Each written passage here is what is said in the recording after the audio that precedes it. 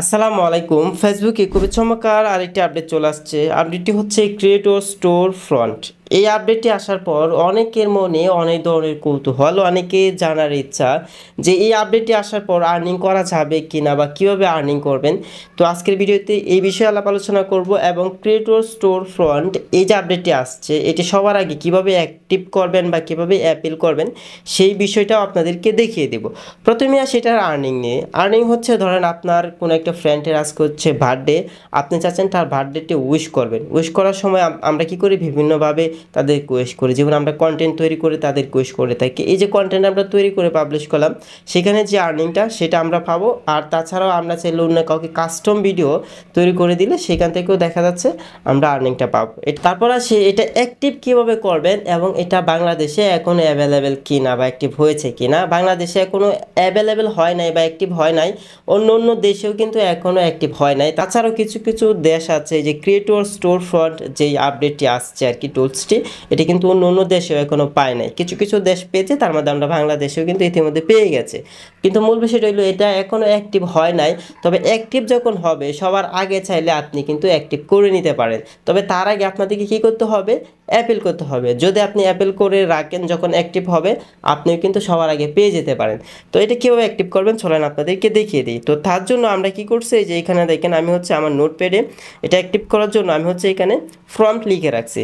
তো এখন হচ্ছে আমরা কি করব, প্রথমে আমাদের পেজের যে নামটা আছে সেটা এখানে দিব, তারপর আমাদের পেজের যে ইউআরএল আছে মানে লিঙ্কটা আছে সেটা এখানে দিব।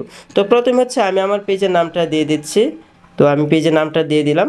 তারপর এখানে হচ্ছে আমি আমার পেজের যে ইউআরএল আছে সেটা দিয়ে দিব। তো ইউআরএলটা দেওয়ার জন্য আমি আমার ফেসবুকে চলে আসবো, মানে পেজে চলে আসবো। পেজে যে ইউআরএলটা আছে সেটা কপি করার জন্য দেখতেছেন প্রোফাইলে ক্লিক করলাম, তারপর এখান থেকে থ্রি ডট এখানে ক্লিক করব। তারপর এখানে হচ্ছে আমরা দেখতে পারবো কপি লিঙ্ক টু পেজ, এখানে ক্লিক করব, মানে ইউআরএলটা আমরা কপি করে নিলাম। আচ্ছা, এখন হচ্ছে আবার হচ্ছে আমি যে নোটপ্যাডে চলে আসলাম। তো এখন হচ্ছে আমি কি করব, এই যে লিঙ্কটা এখানে জাস্ট আমি পেস্ট করে দিলাম। তো দেখেন আপনারাও কিন্তু এই সম্পূর্ণ যে ফর্মটা আছে সব কিছু কিন্তু আপনারা পেয়ে যাবেন আমার এই ভিডিওর ডেসক্রিপশন বক্সে। যদি এখান থেকে কপি না করতে পারেন তাহলে আমার টেলিগ্রাম চ্যানেলে আসবেন, টেলিগ্রাম চ্যানেলে কিন্তু এটা দেওয়া থাকবে।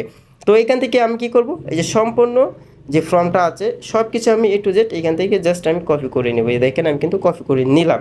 আচ্ছা, এখন হচ্ছে আমরা কি করব, আমাদের ফেসবুকে চলে আসবো। দেখেন আমি ফেসবুকে চলে আসলাম। আপনারা সেমভাবে আপনার ফেসবুক পেজও আপিল করতে পারবেন অথবা আপনার ফেসবুক অ্যাকাউন্ট আপিল করতে পারবেন। ফেসবুক প্রোফাইলে ক্লিক করলাম, তারপর এখান থেকে হচ্ছে আবার প্রোফাইলে ক্লিক করে দিচ্ছে, তারপর এখান থেকে প্রফেশনাল ড্যাশবোর্ডে চলে আসলাম, মনিটাইজেশন এখানে চলে আসলাম। তারপরে এইখানে দেখেন ক্রিয়েটর স্টোর ফ্রন্ট, আমরা এখানে ক্লিক করে দিব। আচ্ছা, এখানে ক্লিক করার পর এখন আপিল করার জন্য এখানে দেখেন আই এম ইন্টারেস্টেড, আমরা এখানে ক্লিক করে দেব। এখানে ক্লিক করার পরে সম্পূর্ণ যে ফর্ম সহকারী লিঙ্ক বা আমাদের এই পেজের নাম টোটালটা কিন্তু আমি এখানে কপি করে রেখেছি। ঠিক আছে, এখন চাপ দিয়ে ধরবো, ধরে হচ্ছে এখানে পেস্ট করে দেব। পেস্ট করে দেওয়ার পর দেখেন আমার এখানে কিন্তু সব কিছু এ টু জেড চলে আসছে। এখন হচ্ছে এখান থেকে জাস্ট সাবমিট ইন্টারেস্ট আমরা এখানে ক্লিক করে দেব। ওকে, দেখেন টোটালি কিন্তু সাবমিট হয়ে গেছে। এই টুলসটা পাওয়ার জন্য অবশ্যই আপনাদের ফেসবুক পেজে বা ফেসবুক অ্যাকাউন্টের মধ্যে মিনিমাম 5000 ফলোয়ার্স লাগবে, 5000-এর বেশিও ফলোয়ার্স লাগতে পারে।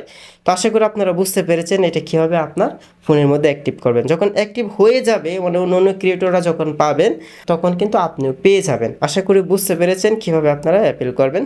তো এই ছিল আমাদের আজকের ভিডিও। তো এই ধরনের টিপস অ্যান্ড ট্রিক্স ভিডিও পেতে চ্যানেলটি সাবস্ক্রাইব না করে থাকলে সাবস্ক্রাইব করে আমাদের পাশে থাকুন। তো সকলে ভালো থাকুন, সুস্থ থাকুন, আল্লাহ হাফেজ।